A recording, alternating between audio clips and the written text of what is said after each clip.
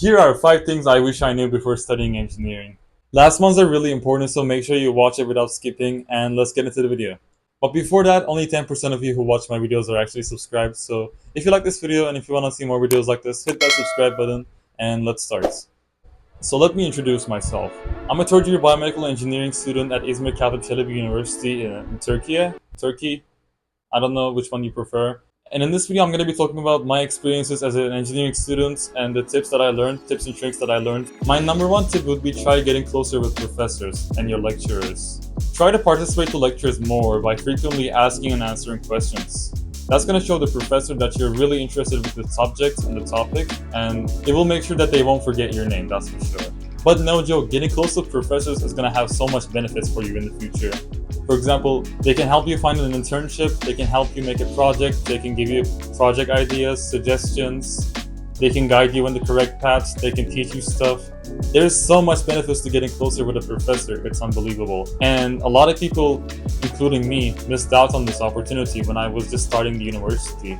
Like, I didn't really care about it, all I cared was just making acquaintances and friends all over the place. When they give you assignments and homeworks, always try to go up to their room and ask them questions. Show them how interested and how eager you are to learn. And make sure they remember your name. I have a friend in class who found a really great internship opportunity in a really great university because she was actively speaking with the professor, working on projects together.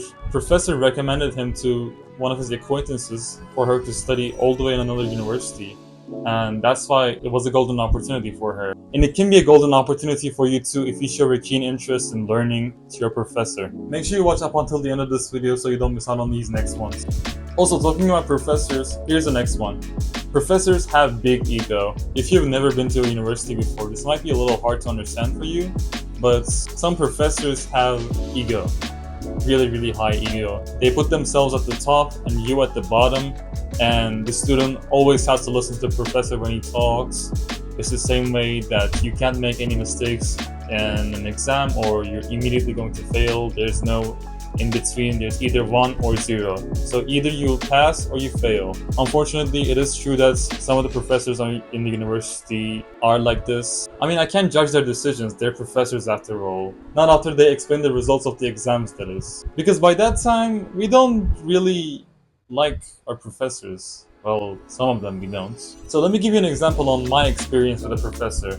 I remember last year when I attended a lecture called Logic Design, and the professor there seemed really sweet. He was a really funny guy, down to earth, chill, loves to make jokes, loves their students type of professor. That was my first impression of him. There's no way like I would fail his class. And then next thing you know, boom, your score is 6 out of 100. So what starts with nothing to worry about ends up with anger.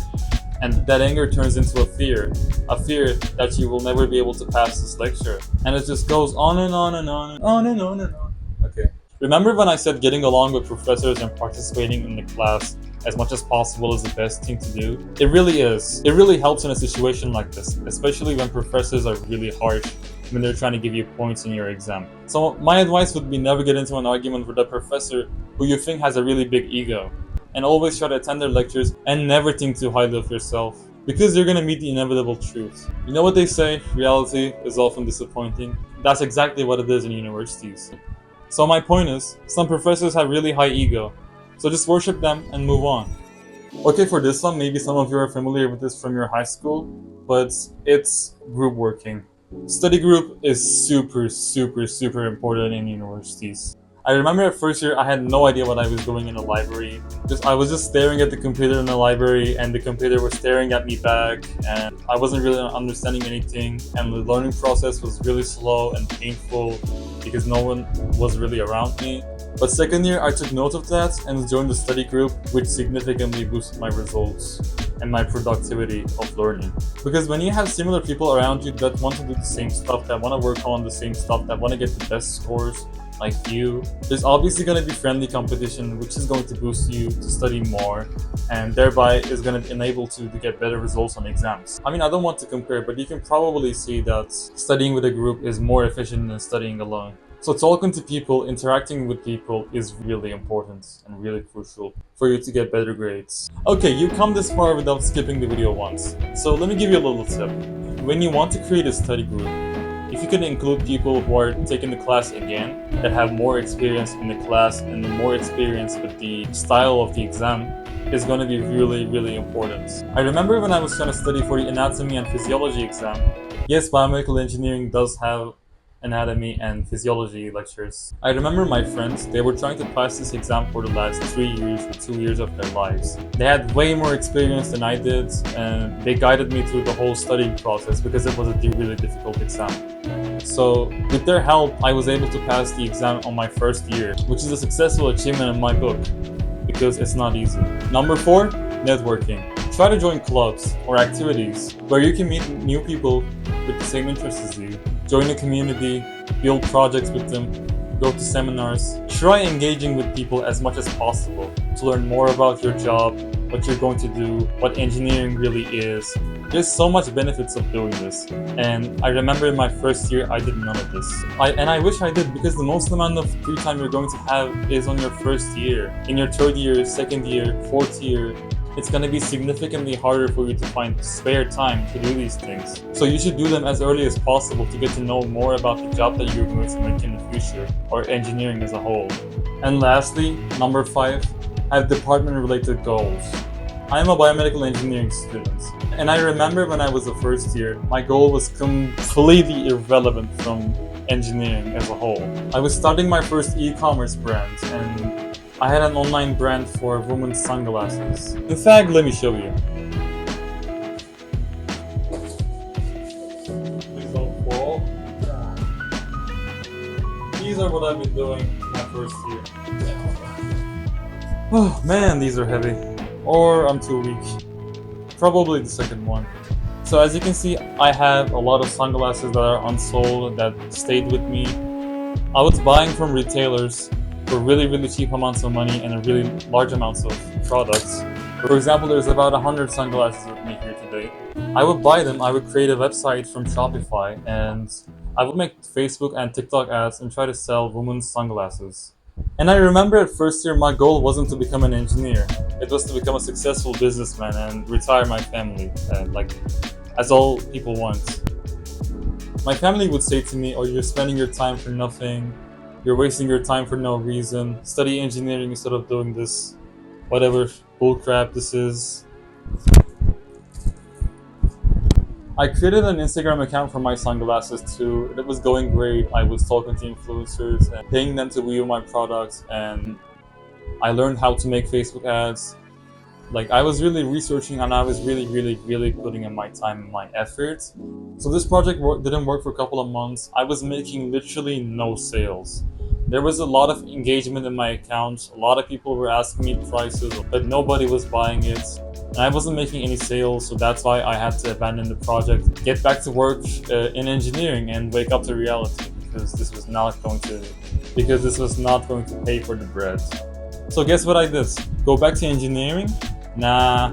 At the second semester, I started doing SMMA, which is Social Media Marketing Agency. I had a social media marketing agency, and I remember going and creating an actual business, a personal business for myself in Turkey, or however would you like to call it. But Turkey is kind of weird because it's literally like a chicken. Anyways, I created myself a brand, Socialfly, but I would do 10, maybe 20 cold calls per day, calling every single online store that I could find and telling them that they have problems with their ads. And I was able to schedule about 10 to 15 Google meetings in my short SMMA career, in which I was never able to pull off any money. So I got in debt and I stopped working. The point was, I was doing these stuff not because I really wanted, because I thought I had no choice to make money.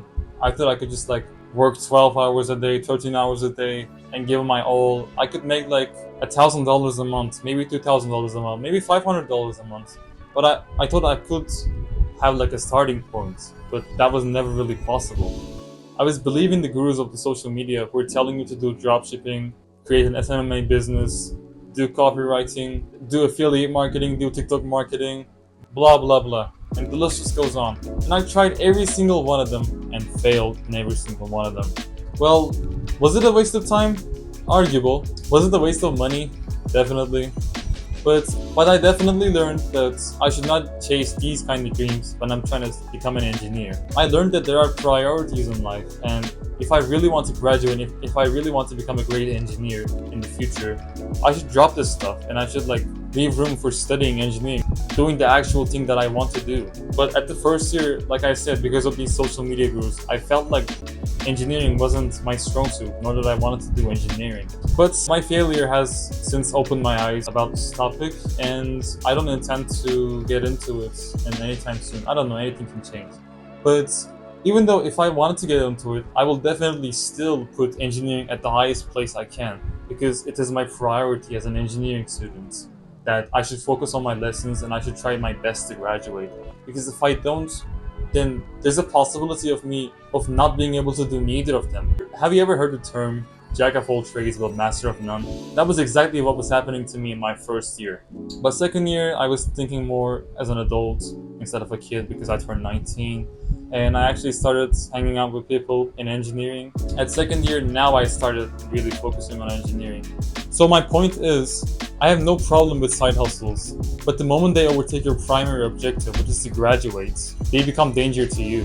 When you start something significant in life, for example, starting studying engineering, getting a bachelor's degree, wanting to get a bachelor's degree is a really big plan for your life. It's a 4-year, 5-year, maybe 6-year long journey. And for you to complete that as soon as possible and most efficiently as possible, you need a direct roadmap. And what I did, by letting my side hustles become my new priority, I had no directions to go. I enabled myself to fail. Working hard is important, but having a clear objective and a clear goal is more important, always in my eyes. So thank you so much for watching this video up until this point. If you liked it, hit that like button and consider subscribing if you want to see more videos like this in the future. Hit that subscribe button. Take care. I'll see you in the next video. Bye.